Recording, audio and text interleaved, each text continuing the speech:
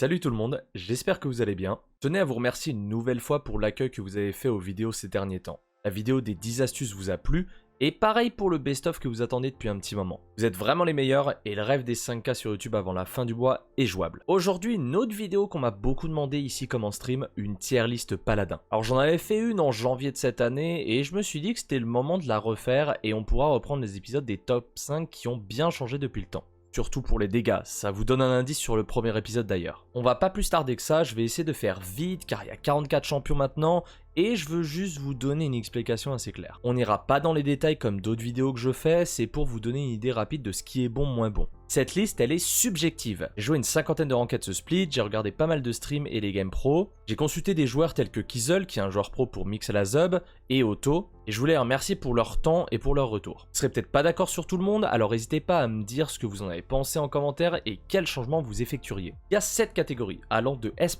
à D. Vous vous doutez que S+ correspond à l'excellence et D à la poubelle et aux oubliés. On est parti, on commence avec le rang S+, ça correspond aux meilleurs champions, à ceux qui sont généralement first pick ou bannis, à haut niveau, et qu'il faut impérativement sécuriser en ranked si vous voulez vous donner toutes les chances de win. Alors c'est pas parce que vous les avez de votre côté que vous allez gagner, mais ça peut contribuer. On commence tout d'abord avec Inara. Inara c'est la meilleure tank actuelle, elle a la Mother Grace qui lui donne une immunité au contrôle de foule, elle a une correction de bug où elle faisait pas les dégâts qu'elle devait et maintenant elle doit, donc elle tape quand même pas mal du tout. Elle a un super bon ulti. Bref, c'est vraiment le meilleur tank point, elle a beaucoup de manières de temporiser avec son wall, avec son clic droit, la coquille terrestre. Vraiment, j'ai pas grand chose d'autre à dire à part que c'est un des meilleurs persos qu'on voit très souvent first pick qu'on essaye de prendre pour le 4ème ou 5ème. Androxus. C'est le meilleur flank, il est certes difficile à maîtriser, mais quand c'est le cas, ça peut clairement solo carry une game avec Revolver Maudit. Tu peux 3-shot les cibles qui ont peu de HP, donc quand je dis ça, généralement ça va être les supports ou les dégâts. Il a beaucoup d'escape et le reset du dash, il fait que c'est encore plus puissant. Tu peux prendre la plupart des 1v1 et c'est vraiment pas évident à counter quand c'est un bon joueur en face. Là récemment j'ai joué contre Alex, je peux vous dire que j'ai pleuré. Non, clairement Androxus, j'aimerais beaucoup un nerf, mais je pense que ça gueulerait. Corvus, la double marque qui peut laisser un flank s'en sortir sans souci, il a des dégâts intéressants pour se défendre, il a des très bons soins même en solo heal. Vraiment, il a tout pour lui. En plus de ça, il a l'ult qui se charge assez vite et il peut zoner un point très facilement, ou même un endroit stratégique de la map. Et c'est surtout un healer qui est très safe. Vous avez juste à mettre 2 marques sur des mecs qui sont assez éloignés, donc un flank et peut-être l'off tank, et derrière vous avez juste à soigner le tank point, comme ça healera 3 personnes à la fois. Vraiment, on peut se mettre dans une ligne sans être en danger, et c'est ça qui rend le perso très puissant selon moi. Parlons maintenant d'Ayo. Alors même si Una, elle peut être cautérisée maintenant et qu'elle a moins de HP, c'est vraiment la damage reduction de 15% avec bénédiction de la déesse qui fait que Ayo est très forte en ce moment. Elle a des grosses valeurs de soins, Luna qui est considérée comme le 6ème joueur et qu'on peut juste laisser sur le point pendant qu'on push. Des dégâts qui sont ok et surtout un ulti qui bien placé peut retourner un fight complet. Par exemple, dans Île Grenouille, ça peut faire du triple kill si vous visez très bien. Et en plus de ça, l'ulti vous pouvez le faire défensivement parce que ça vous donne une immune au CC et une immunité aux dégâts. Donc si vous voyez que vous faites rush et que vous allez vous faire one shot, faites votre ulti. Même s'il part dans un mur, on s'en fout, mais au moins vous pouvez survivre. Et on termine la catégorie des S+, avec Viviane. Ah là, vous savez que je suis content, Mais là, clairement, que ça soit manette ou clavier, le perso est très fort. Il a énormément de dégâts, beaucoup de drain de vie avec une carte sur le drone. Alors moi, j'utilise pas, mais c'est ce que j'ai vu. Et surtout, si tu as un Genos Corvus derrière toi, tu es quasiment intuable. Tu prends n'importe qui en 1v1. La long range, elle est pas mal. C'est mieux quand même mid-range pour faire le max de dégâts, mais tu peux mettre une pression complètement monstre. Vraiment, avec Viviane, vous détruisez tout sur tout. Et on va pas se le cacher, Viviane c'est un perso qui est facile à jouer, mais il faudra quand même attention à un bon placement pour être meilleur que les autres parce que vous n'avez pas d'escape. C'est pour ça que dans mon deck, moi je joue avec 30% de movement speed, comme ça permet d'aller assez vite. Maintenant que les mastodontes sont passés, on va partir sur la catégorie S. C'est clairement des excellents champions et certains auraient pu d'ailleurs se retrouver en S+. Notamment le premier que je vais mentionner. Donc ils peuvent être parfois à bannir pour certains ou avoir très rapidement dans la draft. Ça reste extrêmement bon et des champions qu'on verra quasiment 100% du temps. Commençons avec Victor. Même avec son nerf, il a toujours pas mal de drain de vie et avec du heal derrière, il fait le café. C'est vraiment feu nourri qui rend le perso vraiment très fort en ce moment. Il a masse de dégâts à longue distance. Il est safe s'il n'y a pas de flank pour venir t'embêter et un excellent ulti qui se charge très rapidement. Il est super facile à prendre en main, il est bon sur tous les périphériques, que ça soit manette ou clavier souris. C'est vraiment une valeur sûre la plupart des maps. Là, dernièrement, dernièrement, j'ai fait une map où il n'y avait pas de flank sur carrière avec Victor, je peux vous dire que je me suis fait vraiment plaisir. Impossible de venir me chercher, j'avais du heal derrière et on a gagné sans trop de soucis. Et pourtant en face c'était des très bons joueurs. Je pense honnêtement j'aurais pu le mettre en S+, mais juste au niveau du nerf récent, je me suis dit qu'on va le mettre en S. Maldamba, il a été up sur up dans les derniers patchs, il a d'excellents heals, il peut tenir sa team sans souci. Un ulti qui peut retourner un fight et le serpent qui stun pour du CC supplémentaire, une escape qui revient assez vite la plupart du temps. C'est très très fort. Attention cependant à résilience, maintenant ça coûte beaucoup moins cher résilience et du coup les CC ils sont moins intéressants. Enfin, ils le sont toujours mais ils durent moins longtemps. C'est pas évident de maîtriser Maldamba, c'est pour ça que je l'ai peut-être mis que en S et pas en S+, parce que son clic droit c'est un skill shot, ce n'est pas comme Furia ou comme d'autres persos, vous allez juste mettre quelque chose à travers les murs. Mais par contre vous pouvez de très très loin si vous avez la visu sur la bonne personne. Et ça c'est un très gros plus. Genos, 3 mots, boost de dégâts. Terminé.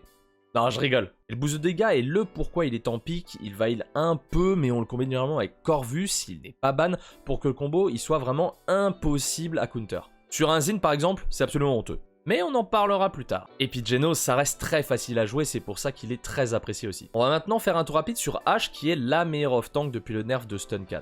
Elle a beaucoup de résistance avec son talent bélier, et elle a des bons dégâts, et surtout elle a un ulti de ouf qui peut te faire capturer un point à lui tout seul et te permettre de zoner pendant que le reste de ta team fait le café. Il y a plusieurs styles de jeu, et elle peut même parfois se jouer tank point avec Breeze Fortress. Franchement c'est un off-tank qui est super sympa à jouer, et vraiment on la voit de plus en plus. J'ai très peu de choses à dire sur elle parce qu'elle est assez excellente, donc je préfère pas m'attarder ici et m'attarder sur d'autres persos qui en ont besoin.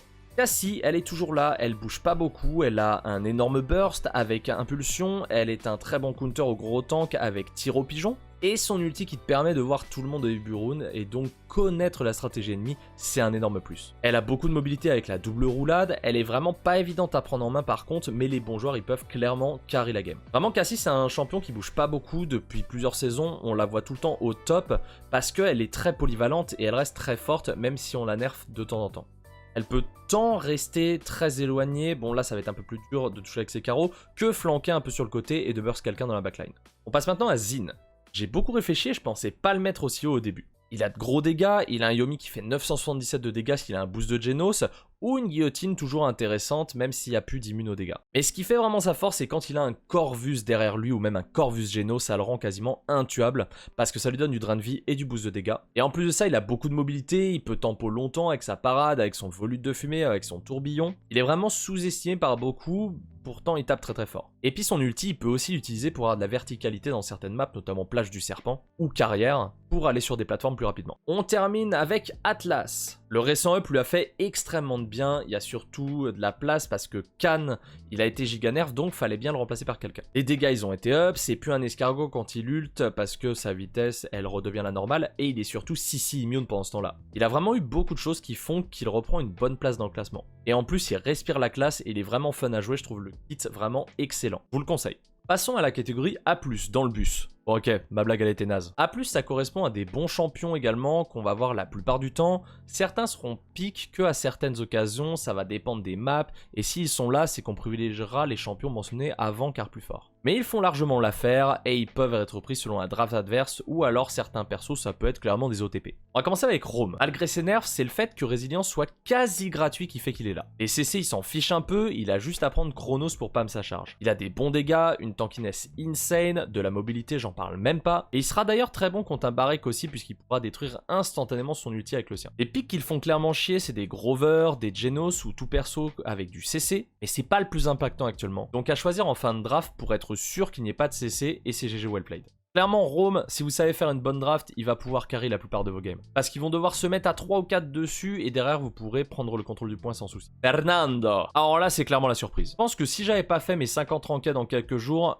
j'aurais jamais cru. Fernando, il a pris un petit up récemment sur Aegide où il peut regagner son shield plus vite. Avec le deck adéquat plus Chronos Roi, il aura absolument tout le temps son shield actif. Ah mais quand je vais vous dire tout le temps, c'est qu'il y a peut-être 2 secondes où il l'a pas. Hein. Peu importe si vous avez Raker 3 ou non, ça sera impossible quasiment de venir à bout s'il n'y a pas de bon focus. J'ai affronté Mako à Nando récemment, je peux vous dire que j'ai pleuré. Alors Nando il reste un shield bot, hein, très clairement, il va rester sur le point avec son shield up, et je suis assez content de le revoir, j'essaierai de vous faire une vidéo dessus d'ailleurs. C'est pas le retour que les joueurs attendaient, mais c'est un retour. On va maintenant parler de Buck. Honnêtement, quand j'ai vu les patch notes, j'avais très peur, mais il est toujours solide. On le voit de plus en plus avec le talent bon et rebond, mais ça reste assez early dans tous les cas, même si vous restez sur Athletic. Maintenant que Cauterizé coûte 250, il faut faire attention parce qu'on peut avoir Code 3 plus rapidement, et si on mise avec Buck, c'est le rip assuré. Un perso qui bien maîtrisé va carry la game, genre vraiment, et il est facile à utiliser, plus dur à maîtriser. En fait, c'est vraiment quand aller dans le tas et quand retreat qui va faire que vous êtes un bon Buck ou non. Et malheureusement, pour le moment, je vois plus de mauvais bugs que de bons bugs, parce qu'ils font stat baisser. Je pense qu'il a très clairement sa place ici. Kinessa. Oui, j'ai mis Kinessa avant Strix. Alors qu'en stream, je vous dis que Strix, je le préfère. Et pour quelle raison? Bah, c'est sa mobilité et son kit dans son ensemble. Kinessa, s'il y a du danger, elle peut se repositionner facilement, elle a sa mine pour reveal, et son ulti bien utilisé, bah tu peux 2-shot un tank et one-shot le reste. Elle sera plus utile sur la plupart des maps à sniper, et même s'il faut charger son tir au début, à skill égal, elle sera bien plus efficace. J'ai vraiment pas grand chose d'autre à dire parce que j'ajoute très peu, mais de ce que j'ai vu, c'est vraiment ça. Parlons maintenant de mon champion favori, Heavy. Non, vous savez que je rigole. Ce champion, il me sort vraiment par les oreilles. C'est typiquement un perso d'OTP car il est très dur à maîtriser, mais une fois que c'est le cas, ça peut vraiment faire votre game. Attention de ne pas la sortir trop tôt car ça peut se faire counter facilement, mais ça reste un champion très puissant dans de bonnes mains. Des dégâts blast, un ulti pas affecté par résilience où tu peux rien faire dedans pour t'enfuir, et elle a juste très peu de HP donc attention au burst. Une bonne Heavy vous fera très mal à la tête et elle vous mettra des 4 airs. Vraiment ce perso va falloir vous entraîner des heures avec sinon vous pourrez pas grand chose. Pas mal l'imitation, non? Bon, même si le coup de résilience a été nerf, son cripple surtout en early game, bah ça sera giga efficace. Contre H par exemple qui est super méta, ça lui cancellera le dash même si le route dure pas longtemps. Si tu touches bien avec racine profonde, tu auras très souvent du heal et t'as des dégâts qui sont quand même pas dégueulasses avec ta hache. Surtout si la cible est à longue distance. Il a une bonne mobilité, il peut s'en sortir facilement avec sa liane, et son ult est très bon si la team sait jouer avec. Alors quand je dis si sa team sait jouer avec, c'est très clairement s'ils arrivent à uncauteriser. Tiens, uncauteriser, ce serait pas une notion que j'aurais expliqué un peu plus tôt dans une autre vidéo, hein? Je pense que beaucoup de gens l'ont enterré alors qu'ils devraient pas. Sur un mangrove par exemple ou mid-gelé, il va être très bon, il pourra healer tout le monde en étant super safe. Et puis c'est un arbre quand même. On arrive maintenant à Shaline. Encore un up de son côté, un peu comme d'en bas, les gens ne le jouent pas, et lui c'est principalement à cause des drops FPS. Moi perso j'ai pas de souci là-dessus, donc il m'arrive de le jouer. Si vous avez un bon aim, vous allez faire d'énormes dégâts, mais par contre louper une flèche c'est super punitif, parce qu'il vous faut du temps pour la charger contrairement à un carreau de Cassie. Il a beaucoup de mobilité, avec sa furtivité et son ultimate, il a des bons dégâts, et un cripple pour cancel un dash de H par exemple, qui est permapique, ça sera excellent. Même cancel d'autres trucs. Franchement je pense que Shaline est toujours très sous-estimé, j'ai vraiment hâte de le voir de plus en plus. Can. Ah bah là on passe clairement de S+ à A+. Et c'est pas pour faire un mauvais jeu de mots. Il est toujours bon mais il faut le jouer déluge de balles. Canstone il est mort et c'est plus viable du tout. Son ulti il est toujours très bon, pareil pour sa charge qui pourra cancel des dash ennemis, et il fera toujours son rôle d'off-tank à merveille. Mais maintenant il y a clairement mieux. Avec le up de résilience aussi, c'est très dur de sortir son épingle du jeu. Il y a vraiment mieux maintenant, comme je l'ai mentionné avec Atlas et H, mais si vous êtes habitué à son gameplay, vous pouvez y aller pour grind sans trop de soucis. Mive, on me parle très souvent d'elle, on me demande ce que je pense d'elle, et je pense qu'elle est toujours efficace, mais on fait mieux maintenant. Elle a pas de damage fall off sur ses dax, c'est ce qui fait qu'on peut la jouer dans la backline et pas que en flank. D'ailleurs, il y a trop de gens qui le font pas. Et le Midnight, il est très utile. Bon, même si à résilience, c'est pas évident, et si vous affrontez une Cassie non plus, parce que son ulti, ça vous counter. Elle peut toujours surprendre, hein, surtout quand c'est un OTP qui la joue, mais encore une fois, on arrive dans la catégorie des c'est bien, mais il y a mieux. Sa force, vraiment, comme je vous dis, c'est sa mobilité avec ses resets de CD, elle peut dash dans tous les sens, et sa capacité à taper de loin contrairement aux autres flancs. Diane, on commence à la revoir, c'est un champion passe-partout et pas de Fort Boyard, qui aura beaucoup de dégâts et qui prendra pas mal de 1v1. Son ulti qui l'immune plus haut dégâts lui a fait mal, mais elle est toujours redoutable. Elle a de la bonne mobilité, elle a de gros dégâts, et avec un bon aim, le burst pourra vous surprendre. Ah, littéralement, j'ai mis moins d'une seconde avant de mourir. Manque de verticalité évidente contrairement à d'autres persos, mais il faut bien des défauts. Pas grand chose d'autre à dire, elle est toujours super forte, et moi je sais pas la jouer. Le deuxième meilleur tank point de la méta, c'est bien Terminus. On le verra très souvent face à une Inara, sur des maps comme Mine Gelée par exemple, il est très bon, ou même sur Mangrove. Son siphon il est très fort et faut vraiment pas le feed. Non mais genre vraiment, son ult il peut être parfois par contre prévisible et peu de personnes savent l'utiliser correctement. Parce que souvent,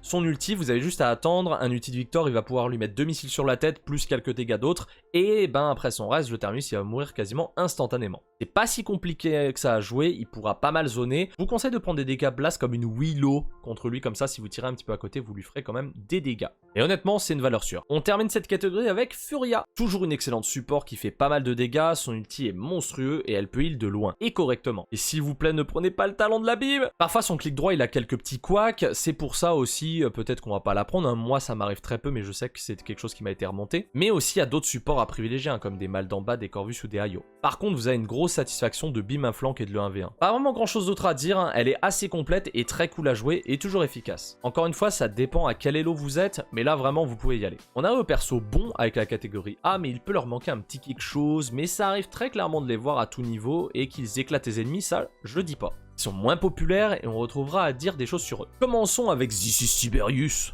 Je vous assure, j'aimerais le mettre plus haut et pas mal d'entre vous vont mettre en mode mais what the fuck, il est trop fort, tu le joues tout le temps. Alors oui, il est clairement bon, surtout avec son stéroïde de vitesse d'attaque, mais face à un bon joueur qui esquivera tous vos chakrams, ça va être vachement difficile. En fait, il faut juste temporiser son bonus de vitesse d'attaque et après, bah ça devient très difficile. Son gros malus aussi, c'est sa capacité de mouvement qui met du temps à se déclencher et qui parfois vous emmènera pas où vous voulez. On va utiliser son ulti pour se déplacer aussi, mais avec un cripple, et ben c'est terminé, vous faites focus et merci bonsoir. J'aimerais que sa capacité de mouvement soit revue et je pense qu'il peut grimper en A+ sans souci. Il reste très bon pour moi et c'est vraiment un coup de cœur. Strix, on parlait avec Kinessa tout à l'heure, on le verra sur certaines maps, mais le fait qu'il ait que son invisibilité pour s'enfuir peut parfois poser problème s'il y a de l'illumination en face. Il va faire de gros dégâts, mais avec du havre en face, et ben ça va être difficile de two-shot une personne. Parfois il va manquer juste une balle pour finir une cible ennemie, et ben votre flank ou votre dégât il pourrait pas y aller, et du coup bah, vos dégâts ils ont été un petit peu inutiles. Et puis il y a un autre truc qui me gêne sur Strix, c'est vraiment qu'il a un ulti claqué, et c'est ça que je reprocherais le plus. Honnêtement la flashbang, pas la mieux. Mais encore une fois, dans les mains de bons joueurs, il est vraiment redoutable. Hein. J'essaye de parler à grande échelle quand même et de ce que j'ai vu jusque-là. Ekmorevante Dragon. Pas de bêtises, j'ai dit exactement la même chose dans ma première tier list. Imani, c'est un perso qui revient de plus en plus, son lance-flamme peut être vraiment redoutable s'il est bien utilisé. Avec le talent Pyromanie, elle fera du 1k dégâts en chargeant ses boules de feu, c'est assez puissant. Et un petit peu comme un Shaline, il faut charger les boules de feu, et si t'en manques une, et ben tu vas un peu manquer de DPS par rapport à d'autres persos. Son dragon, je trouve qu'il est trop prévisible maintenant, la plupart du temps, et face à une bonne équipe, il pourra juste être le focus, et votre dragon, il va juste pas survivre. Et même sans bulldozer, vraiment, ça tombe très très vite. Alors pendant que votre dragon est focus, faut que votre team elle se sorte les doigts, hein, très clairement. Je pense vraiment qu'on pourrait l'avoir en A+, mais j'aimerais vraiment regarder ce qu'elle vaut avant. Clairement à surveiller. Et le gameplay il est super fun. Ah non mais là je m'éclate à faire les imitations de tout le monde. Hein. Un autre perso coup de cœur pour moi mais pas évident à jouer. Elle a beaucoup de counters dont Andro qui en S+, et on peut difficilement jouer contre une Liane aussi ou une Victor Vivian. Les persos qu'on voit souvent quoi. Je la sors toujours surtout contre des compos double support, mais un peu comme Rome, il faut attendre le dernier moment pour la sortir. Elle peut être très forte, mais il faut pas avoir de counter en face. Bon dégâts, de la bonne mobilité, de la DR avec une bonne carte dans le deck, il faut pouvoir la sortir à certains moments pour contrer parfaitement et pouvoir sortir son épingle du jeu. Mais bon, vous me connaissez et vous savez qu'elle est très puissante. Bam King. Ah oui, non mais là ça fait mal hein. Le récent nerf des 50 de dégâts et surtout sa carte de rechargement passe BK en catégorie A. Honnêtement, depuis le début du split, je l'ai joué et j'ai joué contre. Il peut toujours être intéressant, mais bien moins qu'avant. Je préfère très largement prendre une Willow. Toujours avec un Geno Skill Boost, c'est très fort, mais je pense que ça a affecté la plupart des BK comme moi qui ne le maîtrisent pas assez. Là, je pense que beaucoup seront pas d'accord avec moi, du coup, n'hésitez pas à débattre dans les commentaires. Makoa. Non, je vous avoue, j'ai réfléchi quelques secondes avant de dire son nom et je me suis dit que ça serait mieux de pas essayer de l'imiter celui-là. Je pensais qu'on allait le retrouver après son up et malheureusement, c'est toujours pas foufou. Moi qui joue souvent Vivian ou Tiberius, je farm les Makoa sans souci même sous ultimate. Il manque cruellement de dégâts et c'est son gros défaut. Le reste du kit est bon mais tant qu'il n'y aura pas plus de patates comme Atlas a eu, et ben il ira pas plus haut. Il peut s'avérer être bon quand H et Atlas sont ban je pense, mais à part ça il y aura souvent bien mieux. Non mais vraiment, dites-moi, hein, faut que j'arrête. Hein. Là aussi on va pas être trop d'accord je pense, mais pour moi c'est le moins bon tank point depuis son nerf. On le voit toujours beaucoup parce que Terminus est ban et Nera pique en face, il fera des bons dégâts, mais sa capacité à survivre est vraiment faible par rapport à avant. Vraiment son nerf sur le sustain ça lui a fait très mal. J'espère qu'on le reverra vite. J'ai vraiment pas grand chose d'autre à dire sur lui, hein. Le perso est super intéressant mais je pense qu'il faudrait remettre du sustain, ça serait très bien, et son ulti est toujours très bon. Bon après il y a juste à se cacher pendant quelques secondes et on n'en parle plus. Rogose. Si je l'ai mis là, c'est qu'il est sortable qu'à certaines occasions et comme Willow, on peut pas le sortir contre tout. Sur Mangrove ou Minjolé, il est excellent et son ulti qui OS sera toujours le bienvenu surtout contre une compo solo tank. Il est très facile à viser dans les airs pour une Liane ou un Andro et il pourra se faire catch assez facilement. Il faut vraiment le prendre quand vous avez par exemple 2 blasts en face de vous, comme ça ils vont avoir du mal à vous viser dans les airs. Attendez bien la fin de la draft pour le sortir. Et bien géré, il fera la gamme sans souci dans les meilleures conditions bien sûr. Ruckus. Il a des bons dégâts, de la mobilité et un ulti qui peut retourner un fight, mais Ruckus est malheureusement peu joué car il apporte pas tant que ça à sa team comme une hache le fera avec son shield. C'est trop solo playmaker, mais bien joué c'est redoutable. Et trop peu de joueurs savent le jouer. On le voit plus à niveau pro ou scrim qu'en ranked, mais il peut fondre très rapidement surtout s'ils font tête baissée dans la backline ennemie. Tyra. Oh, avec le petit accent. Pour zoner le point avec la molotov c'est très bien, elle a de bons dégâts mais son manque de mobilité lui fera défaut. C'est une championne que j'adore et j'ai commencé à la main. Des grenades pour avoir de la DR et prendre n'importe quel AV1 c'est bien, mais elle peut vite être débordée par la situation. Honnêtement, je ne sais pas ce qu'on pourrait faire pour la up actuellement, mais on trouvera souvent mieux. Passons maintenant à Koga. Ça c'est typical le perso d'OTP pour moi, il sera chiant à affronter mais assez facile à cerner si vous apprenez à jouer con. Il manque de patates et va pas réussir à tuer une cible aussi facilement je trouve, mais il pourra faire le café dans certaines occasions. Comme Terminus, il a un ulti assez prévisible où il se fera souvent focus à sortie et il mourra directement. Le nerf sur son sustain comme Barek lui a fait très mal il y a quelques patchs de cela, on espère le revoir un peu plus s'il se fait up. On termine cette catégorie avec Ying. Si vous me suivez depuis longtemps, vous savez que j'aime pas Ying. Et la raison c'est parce que c'est un soigneur et une fois qu'elle est attaquée, et si elle joue échange vital, elle doit fuir car elle ne peut rien faire contrairement à une Furia par exemple. C'est vraiment un heal bot et on lui demande rien d'autre. Donc pour moi c'est chiant à jouer. Sauf que d'autres healers comme Damba heal beaucoup aussi et ils ont de l'utilitaire à côté de ça. Elle reste cependant une très bonne soigneuse, hein, le gameplay est juste pas pour moi. 3 façons différentes de heal, vous ferez des heureux et elle est sortable vraiment si vous connaissez la map et le placement des illusions. On arrive bientôt à la fin, tenez bon. J'avoue je sais pas combien de minutes on est là, j'essaie de faire assez rapide.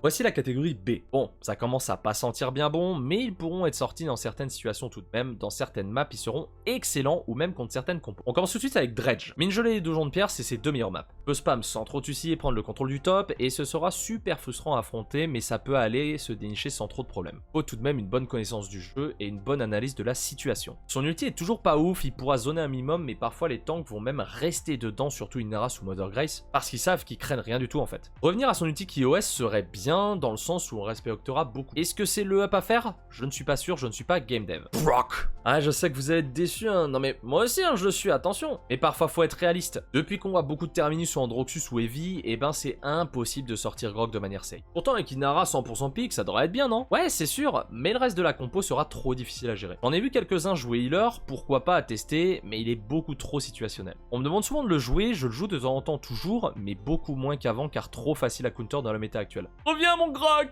Lex. C'est marrant, on dirait que je fais des bruits de Pokémon. Il aurait pu être plus bas, mais l'OS en up fait qu'on le met ici. Bon, à bas elo, je pense, où les joueurs ne savent pas trop jouer contre, ça peut être efficace. J'ai vu quelques OTP à haut niveau, mais vraiment ça s'arrête là. Bord des bons dégâts, mais sa glissade sans verticalité lui fait pas mal de défauts. Bon après, faut pas mettre de verticalité à tout le monde non plus, hein. Et faut revoir son kit pour moi pour qu'il devienne viable. Ceris, malgré son up, sa capacité à soigner est toujours pas fifole. Si elle est là, c'est qu'on peut la jouer en second support, en la jouant en tank, ça peut passer par un moment, mais ça reste assez limité. Côté Z3 lui fait beaucoup trop de mal, il faudrait vraiment booster ses heals de manière extrême pour qu'elle soit viable. On termine avec Talus. Alors les joueurs manette, vous allez m'en vouloir, je le sais, mais c'est vrai que la plupart des choix sont faits ici parce que je joue clavier souris. Et il y a probablement d'autres choses que vous changerez d'ailleurs. Talus, comme je le répète souvent, c'est son manque de verticalité avec son uppercut qui lui fait mal et il est assez prévisible. Dès que vous voyez sa rune, vous avez juste à attendre qu'il repop ici et c'est terminé pour lui malheureusement. J'aimerais que son uppercut il puisse partir en diagonale et là on pourra commencer à parler parce que le perso peut être super fun à jouer. La catégorie c'est... Bon, passons rapidement à eux. Pip. J'aimerais le mettre plus haut mais je peux vraiment pas. Ses heals sont pas terribles, même si on me dira le contraire. Son ult est très bon, mais avec résilience très bas en termes de coups, ça peut se counter facilement. La hitbox de la tête de Pip également, elle n'aide pas, il est facile à headshot. Je me souviens encore de la première version de Pip où c'était un monstre, en espérant qu'il reviendra un moment. Moji, on commence à en voir pas mal, hein, surtout à haut niveau, quelques OTP. Malheureusement, les récents changements l'ont condamné. Faut être bien plus près pour être efficace, et ça devient difficile. J'aime beaucoup le concept du champion, mais il faudrait une excellente maîtrise pour en faire quelque chose. Et on termine ici avec Sky. Bon, jusqu'en Diamant 5, probablement, ça peut passer, parce que les gens, ils savent pas qu'Illumination ça existe. J'exagère. Mais après, ben malheureusement, c'est trop facile à counter. J'aimerais pourtant la voir hein, et la sortir plus souvent parce qu'un champion avec une furtivité, je trouve ça trop bien. C'est juste trop sympa à jouer. Elle a pas assez de patates et un kit qui se fait counter vraiment par un objet. Malheureusement, je peux pas la mettre plus haut. Et on termine avec la catégorie D. Et si vous avez bien compté, il ne reste qu'un champion. Et oui, c'est le petit père Torvald. Vraiment pas grand chose à dire sur lui, à part que c'est le pire champion de paladin actuellement. À part mettre des shields, il ne fait pas grand chose d'autre. Il a juste besoin d'un énorme rework comme j'ai déjà proposé sur ma chaîne. J'aimerais tellement qu'on puisse se sortir comme avant. Et voilà mesdames et messieurs, la vidéo est maintenant terminée et j'espère qu'elle vous aura plu. Encore une fois, c'est une tier list subjective. C'est mon avis de ce que j'ai pu voir et ressentir jusque là. Je pense que d'autres personnes seront pas d'accord avec mes choix, mais je pense que la plupart sont assez logiques. Et d'ailleurs c'est cool, on peut ne pas être d'accord sur plein de sujets. J'ai essayé de vous expliquer rapidement pourquoi, les raisons de mes choix, pour faire un format qui se regarde assez rapidement, mais il y a d'autres youtubeurs qui ont fait d'autres tier lists, donc n'hésitez pas à aller les voir si vous voulez leur avis et peut-être plus de détails. Et vous, est-ce que vous auriez fait les mêmes choix? Qu'est-ce que vous auriez changé sur ma liste? N'hésitez pas à me le dire en commentaire et si vous avez apprécié la vidéo, n'hésitez pas à mettre un pouce bleu également et à partager la vidéo. Ça m'aide beaucoup. Je souhaite à toutes et à tous de passer une bonne journée ou une bonne soirée. Ça dépend quand vous regarderez cette vidéo. Faites des bisous et je vous dis à très vite. Ciao ciao.